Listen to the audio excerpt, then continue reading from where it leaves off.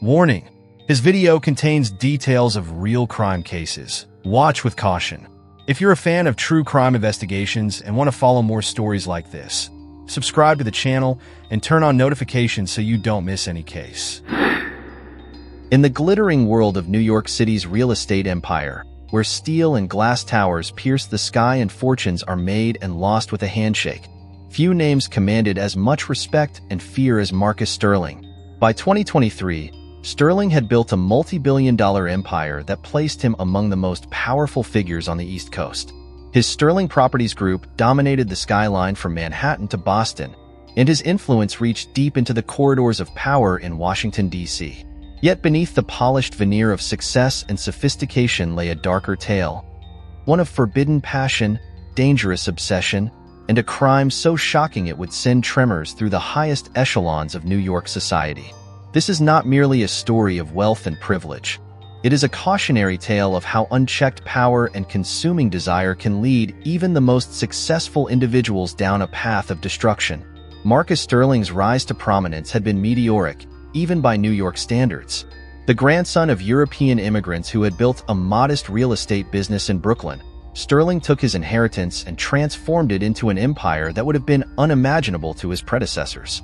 His signature developments, luxury condominiums, exclusive commercial spaces, and high-end hotels became symbols of status and success across the eastern seaboard. To the outside world, Sterling embodied the American dream. His face graced the covers of business magazines, his opinions on market trends could shift stock prices, and his annual charity gala at the Metropolitan Museum of Art was considered the crown jewel of New York's social calendar. Every aspect of his public persona was carefully crafted to project an image of invulnerability and success. However, those who knew Sterling intimately spoke of a man increasingly isolated by his own success. His corner office on the 87th floor of Sterling Tower, with its panoramic views of Central Park, had become less a symbol of achievement and more a gilded cage. 2 failed marriages had left him not just lonely but deeply cynical about relationships. The first, to socialite Catherine Astor, ended after 3 years amid rumors of infidelity and emotional abuse. The second, to former model Diana Pierce, barely lasted 18 months before dissolving into a bitter legal battle that made headlines in every tabloid from New York to Los Angeles. It was perhaps inevitable that Sterling, like many powerful men before him, would seek comfort in the growing world of luxury dating services and sugar dating websites. These digital playgrounds of the wealthy offered something that particularly appealed to someone of his nature: control. Here, relationships could be negotiated like business deals, with clear terms and expectations. Emotions could be kept at arm's length, or so he thought. The streets of New York had always been paved with the dreams of young aspirants, drawn to the city's promise of fame and fortune.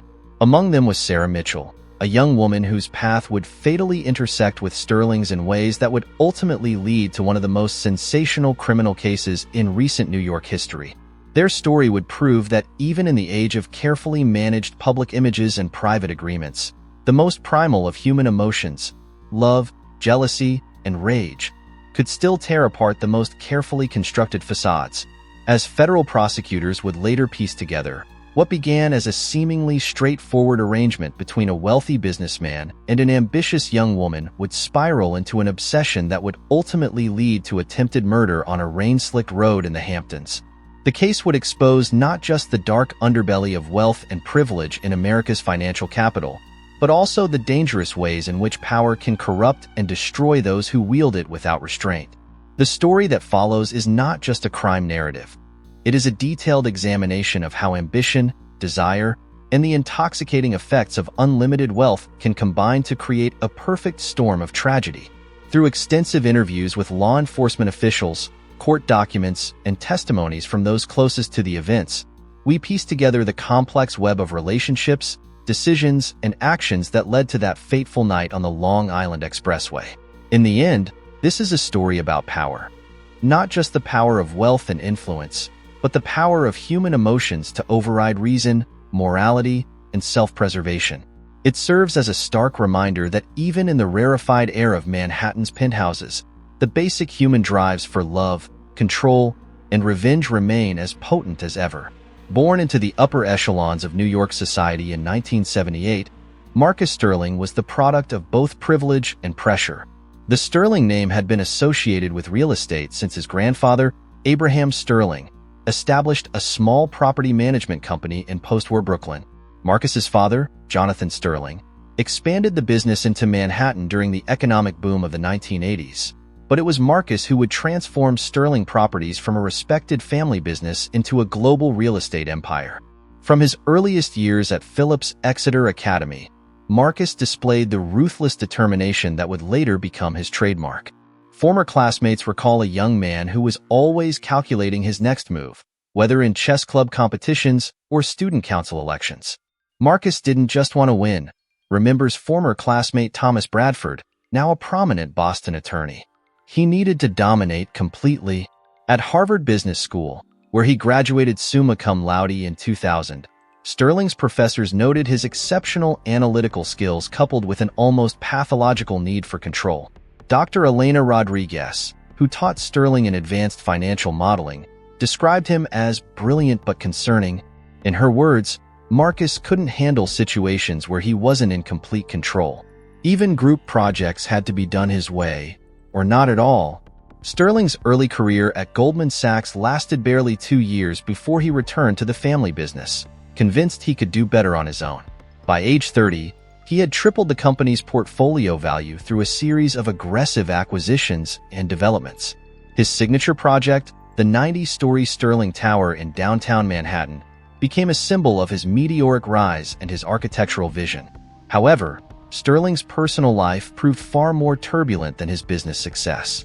His first marriage to Catherine Astor, daughter of the prominent Astor banking family, ended after 3 years amid accusations of controlling behavior and emotional manipulation. The divorce proceedings revealed Sterling's obsessive need to monitor his wife's whereabouts and social interactions, including hiring private investigators to track her movements. His second marriage to Diana Pierce, a former Vogue cover model, deteriorated even more quickly. Pierce later described their relationship as living in a golden prison, with Sterling dictating everything from her choice of friends to her daily schedule. The divorce settlement, rumored to be in the 9 figures, came with a stringent non-disclosure agreement that Pierce's friends say she still fears breaking.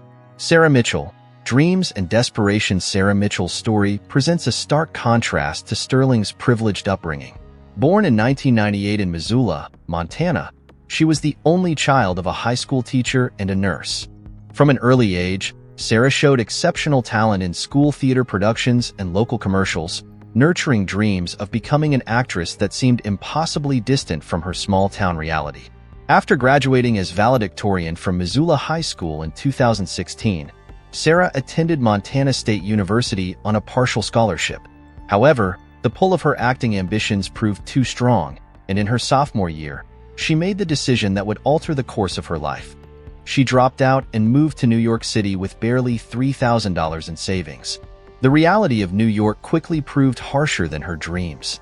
Working as a waitress at an upscale restaurant in Tribeca, Sarah struggled to make ends meet while attending auditions that rarely led anywhere. Former co-workers remember her as eternally optimistic despite the constant rejections. Sarah had this light about her, recalls Maria Gonzalez, who worked with her at the restaurant. But you could see that light dimming with each passing month. It was during this period of mounting desperation that Sarah first encountered the world of luxury dating. A regular customer at the restaurant, who had experienced success with such arrangements, introduced her to several exclusive dating websites catering to wealthy professionals. Sarah initially resisted, but as her credit card debt mounted and her acting prospects remained dim, the promise of financial security became increasingly appealing. Sarah wasn't naive, says Rebecca Chin, her former roommate. She knew exactly what she was getting into, but I think she saw it as a temporary solution, a way to buy time until her real career took off.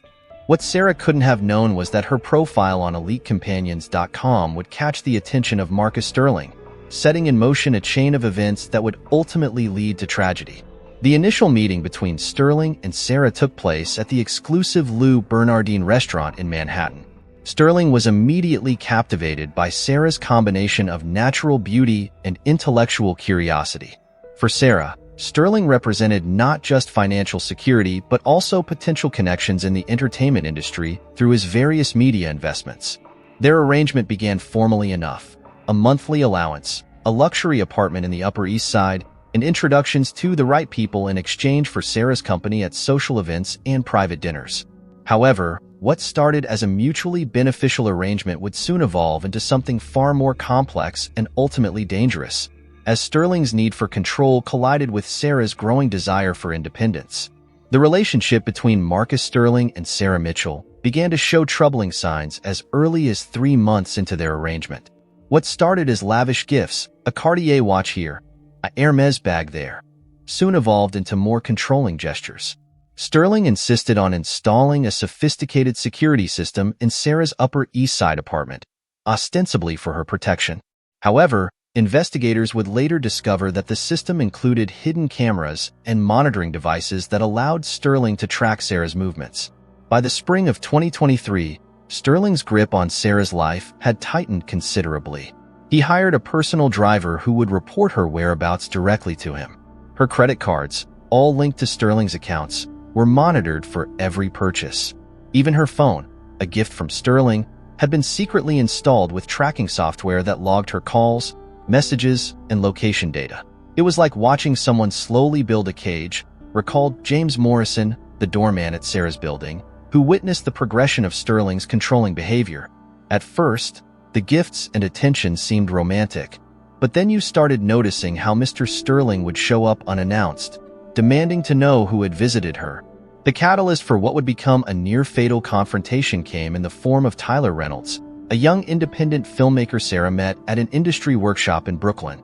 Reynolds, whose documentary about urban gentrification had recently gained attention at Sundance, represented everything Sterling wasn't: young, creative, and most importantly, uninterested in controlling Sarah's life. Their initial professional meetings about a potential role in Reynolds' next project soon developed into something more personal. Text messages recovered by the NYPD would later show the growing intimacy between Sarah and Tyler, carefully hidden from Sterling's surveillance by using a burner phone purchased with cash. However, Sterling's vast network of private investigators and paid informants eventually caught wind of the relationship. Security camera footage from the Morrison Hotel bar, dated June 15, 2023, showed Sarah and Tyler in what appeared to be an intimate conversation. Within hours, the footage was on Sterling's desk. Sterling's response to the discovery was calculated and methodical. Rather than confront Sarah immediately, he began gathering evidence and planning his retaliation. Bank records would later show that on June 17, 2023, Sterling transferred $500,000 to an offshore account registered to a shell company in the Cayman Islands. This payment, investigators would discover, was intended for Victor Blackwood, a former military contractor with a shadowy reputation for solving problems for wealthy clients. Phone records showed multiple calls between Sterling and Blackwood in the days leading up to the incident, though the content of these conversations was never recovered. On the night of June 23, 2023, Sarah was driving her Mercedes-Benz, a gift from Sterling, along the winding roads of the Hudson Valley, heading to a secret meeting with Tyler at a small bed and breakfast in Cold Spring. The location had been carefully chosen for its discretion, away from Sterling's usual sphere of influence in Manhattan. At approximately 11:45 p.m., as Sarah navigated a particularly treacherous stretch of Route 9D, a black SUV with tinted windows appeared in her rearview mirror. Traffic camera footage, later recovered by investigators, showed the SUV following Sarah's car for several miles before making its move.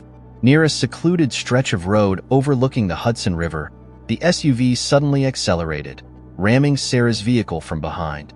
The impact sent her car spinning toward the guardrail. In a desperate attempt to regain control, Sarah overcorrected, causing her vehicle to flip multiple times before coming to rest at the bottom of a steep embankment. The SUV, later identified as a Mercedes-Benz G-Wagon with stolen plates, immediately fled the scene. However, its driver had made one crucial mistake.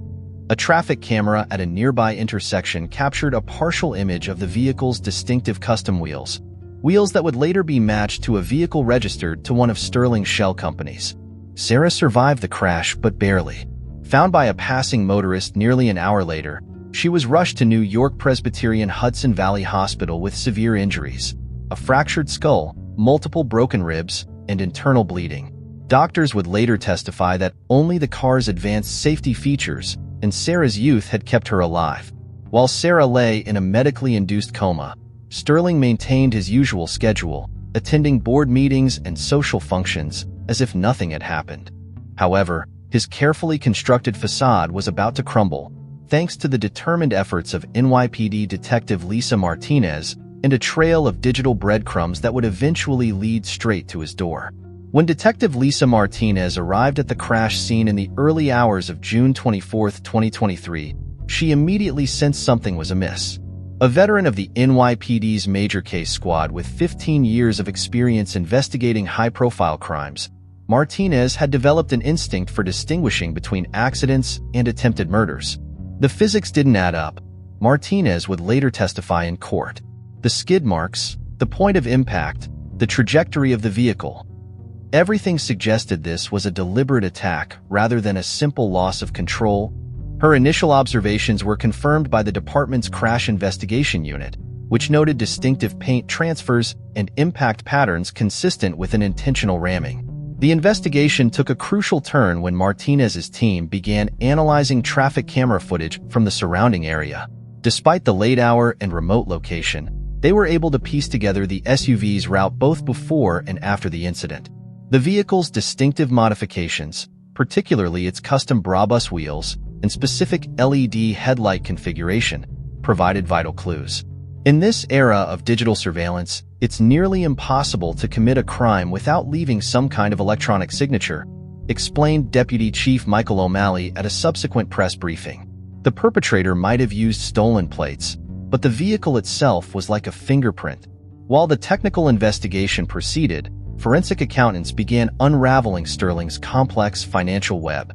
The breakthrough came when analyst Jennifer Park discovered a pattern of suspicious transactions involving offshore accounts. "We found a series of transfers, each carefully structured to stay just under reporting thresholds," Park detailed in her report. The money moved through a dozen different jurisdictions before reaching its final destination, a Cayman Islands account linked to Victor Blackwood, a known facilitator of criminal enterprises. Victor Blackwood's involvement opened new avenues of investigation. A former Navy SEAL turned private security consultant, Blackwood had a reputation for handling sensitive matters for wealthy clients. While never previously convicted, his name had surfaced in several investigations involving suspicious accidents and disappearances. Detective Martinez's team executed a search warrant on Blackwood's Long Island residence on July 15, 2023. Though Blackwood himself was nowhere to be found, investigators discovered a laptop containing encrypted communications with Sterling, as well as detailed surveillance photos of Sarah Mitchell and Tyler Reynolds. The investigation took another significant turn when cybercrime specialists began examining the security system in Sarah's apartment. What they found was disturbing. A sophisticated network of hidden cameras and listening devices, all feeding data to a secure server registered to one of Sterling's shell companies.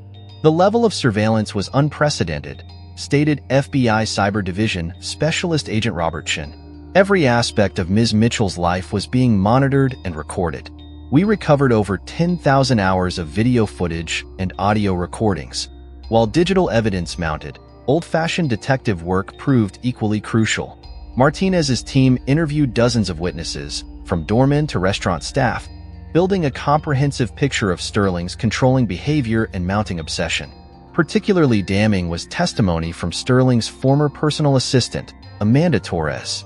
Mr. Sterling became increasingly paranoid about Sarah's activities, Torres revealed in a sworn statement. He would spend hours reviewing security footage, tracking her movements, and demanding detailed reports about her daily activities.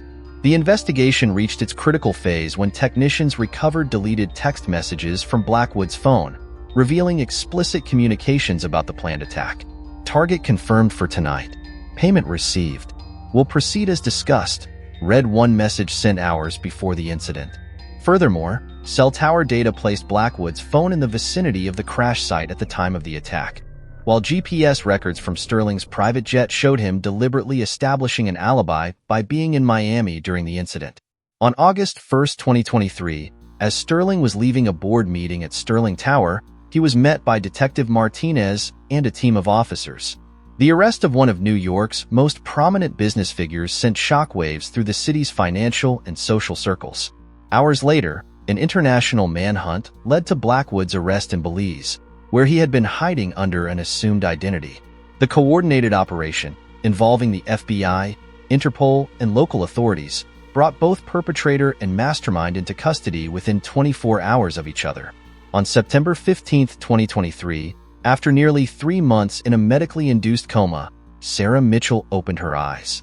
The moment marked a crucial turning point in what had already become one of New York's most sensational criminal cases. Dr. Elizabeth Chun, the lead neurologist at New York Presbyterian Hospital, described the moment as nothing short of miraculous.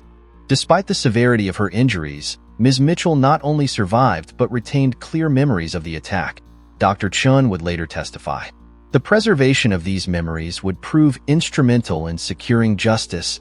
Sarah's first conversation with Detective Martinez took place 5 days after she regained consciousness. Although still weak and speaking with difficulty due to her injuries, her account of the events proved devastatingly precise. She remembered everything, Martinez noted in her case files.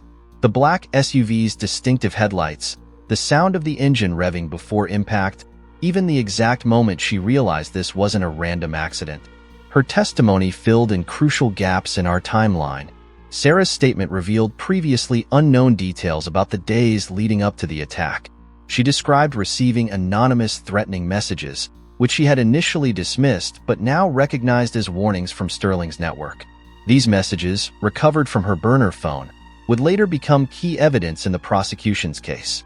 Perhaps the most significant breakthrough came when Victor Blackwood, facing multiple felony charges and a potential life sentence, agreed to cooperate with prosecutors in exchange for a reduced sentence. His confession, recorded over 3 days of intensive interviews, provided a chilling account of the plot's execution. Sterling wanted it to look like an accident, Blackwood revealed in his recorded confession. He was specific about the location, the method, everything. He wanted her scared, hurt, but not dead. He said he wanted her to live with the consequences of betraying him. The FBI's Digital Forensics Unit, led by Special Agent Sandra Wong, worked tirelessly to corroborate both Sarah's and Blackwood's testimonies. Their efforts uncovered a treasure trove of evidence that had initially seemed unrecoverable. We were able to reconstruct deleted messages, recover corrupted files, and piece together fragments of data that painted a complete picture of the conspiracy, Agent Wong explained. The digital breadcrumbs they left behind told the whole story. As the evidence mounted, Sterling's carefully constructed facade began to crack. During a crucial pre-trial hearing, his composed demeanor finally broke when Sarah entered the courtroom to give her testimony. Witnesses described his visible shock at seeing her not only alive but strong enough to face him. The look on his face when she walked in, that was the moment we knew we had him, recalled Assistant District Attorney Rachel Goldman. All his power, all his money, couldn't shield him from the truth she was about to tell. Dr. James Patterson, the trauma surgeon who had saved Sarah's life, provided crucial testimony about the nature of her injuries. His detailed analysis proved that the crash had been deliberately engineered to cause maximum trauma while minimizing the risk of immediate death. The impact points and resulting injuries were consistent with a calculated attack, Dr. Patterson testified. This was not random chance. It was precision violence designed to send a message. As details of the case emerged, it sparked a nationwide conversation about wealth, power, and domestic violence.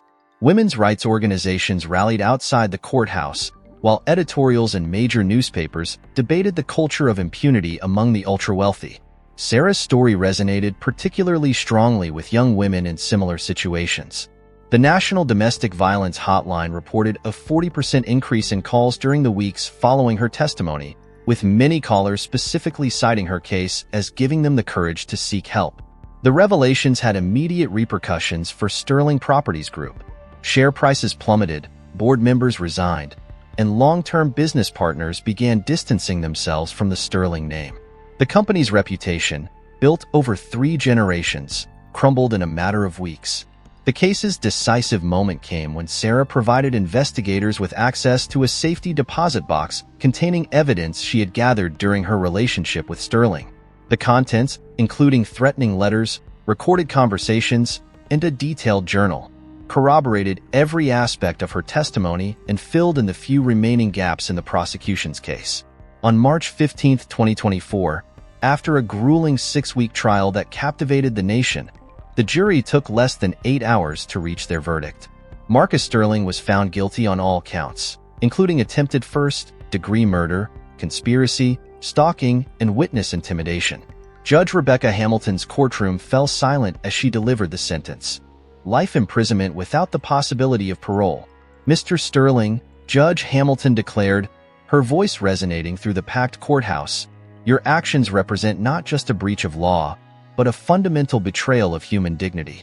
Your wealth and influence, which could have been used to benefit society, instead became tools of destruction and control. Victor Blackwood, having cooperated extensively with prosecutors, received a reduced sentence of 25 years. His testimony proved instrumental in not only convicting Sterling but also in exposing a broader network of corruption and criminal activity among New York's elite. The Sterling Properties Group, once a titan of East Coast real estate, underwent a dramatic restructuring. The board of directors, seeking to distance themselves from the scandal, voted to rebrand the company as Horizon Development Corporation. The Sterling name, synonymous with luxury and power for 3 generations, was effectively erased from the Manhattan skyline. Sarah Mitchell's recovery became a symbol of resilience and courage. Despite ongoing physical therapy and the psychological trauma of the attack, she emerged as a powerful advocate for survivors of domestic violence and coercive control. The scars remind me daily of what I survived, she stated in her first public interview with the New York Times. But they also remind me of my strength. Sarah established the Mitchell Foundation for Survivor Empowerment, which provides legal and financial support to women trapped in abusive relationships with wealthy or powerful partners. The Sterling case set several important legal precedents. District Attorney Catherine Reynolds successfully argued for the inclusion of digital surveillance and financial coercion as forms of domestic abuse, expanding the legal framework for prosecuting similar cases. This verdict sends a clear message, Reynolds stated after the trial. Wealth and power cannot shield you from justice. The methods of control may become more sophisticated, but the law must and will evolve to protect victims. The legal team that secured Sterling's conviction gained national recognition. Detective Lisa Martinez was promoted to captain and now heads a specialized unit investigating crimes involving wealthy and powerful perpetrators. Prosecutor James Montgomery established a nonprofit organization providing pro bono legal services to victims of domestic violence. The Sterling case became a watershed moment in American cultural consciousness, spawning numerous books, documentaries, and academic studies. It highlighted how traditional assumptions about domestic violence and abuse needed to be reconsidered in an age of digital surveillance and financial interconnection. Today, Sarah Mitchell continues her work as an advocate while pursuing her original dream of acting. Her one-woman show, Glass Towers, which chronicles her experience with Sterling, has received critical acclaim off-Broadway and is being adapted into a television series. I refuse to let him write the end of my story, Sarah explained during the show's opening night. What happened to me was tragic, but it doesn't define me. It's just one chapter in a much longer narrative about survival, justice, and reclaiming your power. The Sterling case stands as a stark reminder that behind the glittering facades of wealth and power, the capacity for darkness lurks. It demonstrated how modern technology and financial resources can become weapons in the hands of obsessive abusers, while also showing how these same tools can be used to expose and prosecute such crimes. As New York City continues to evolve, the case's impact resonates through its legal systems, corporate boardrooms, and social consciousness. The Sterling Tower, once a symbol of power and privilege, was renamed Hope Tower and now houses several domestic violence support organizations, including Sarah's Foundation. The case of Marcus Sterling and Sarah Mitchell transcends the typical true crime narrative. It serves as a cautionary tale about the corrupting influence of power, the evolution of domestic abuse in the digital age, and the enduring strength of those who fight back against seemingly insurmountable odds. As society continues to grapple with questions of power, privilege, and justice, the Sterling case remains a powerful reminder that no one is above the law, and that even the most carefully constructed facades of power can crumble when confronted with the truth. Perhaps most importantly, it stands as a testament to the courage of survivors who, like Sarah Mitchell, refused to be silenced and instead transformed their trauma into positive change for others. In the end, that may be the most significant verdict of all.